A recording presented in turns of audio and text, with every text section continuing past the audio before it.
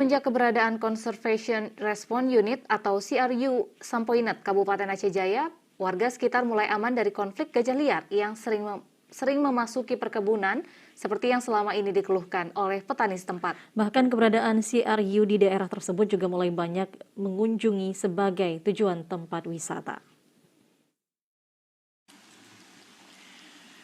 CRU Sampoinet awalnya dikembangkan sejak tahun 2008, di mana kawasan itu merupakan lokasi konflik gajah liar yang mengancam perkebunan warga di Kecamatan Sampoinet dan Aceh Jaya umumnya. Dipilihnya Kecamatan Sampoinet sebagai lokasi CRU tidak terlepas dari peran pemerintah Aceh Jaya dalam mengatasi konflik gajah yang acap kali merusak perkebunan petani, sehingga pemerintah menempatkan gajah jinak untuk membantu menghalau satwa liar lainnya. Awalnya ada 4 gajah jinak yang ditempatkan di CRU I Jerengeh Sampoinet yang berasal dari Pusat Pelatihan Gajah Sare Aceh Besar. Dan sejak keberadaan gajah jinak di CRU itu, warga terutama petani sangat merasakan manfaatnya, di mana satwa liar yang sering mengancam perkebunan mereka kembali aman. Selain itu, saat ini CRU I Jerengeh mulai ramai dikunjungi sebagai lokasi tujuan wisata dan pusat pendidikan.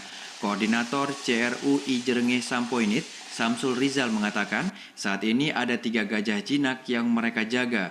Ketiga gajah jinak itu sering melakukan penghalauan gajah liar yang memasuki perkebunan para petani setempat. Bahkan keberadaan gajah jinak di CRU juga sebagai ikon tujuan wisata di Kabupaten Aceh Jaya yang selama ini kerap kali didatangi warga selain dari warga lokal di Aceh Jaya juga dari luar negeri. Nah, gajah-gajah ini kita gunakan untuk salah satu gajah jantannya untuk penggiring si gajah-gajah liar, dan kemudian yang betina ini untuk mengikuti si gajah jantan dalam melakukan penggiringan. Penggiringan itu sudah penggiringan yang tahap yang berikutnya.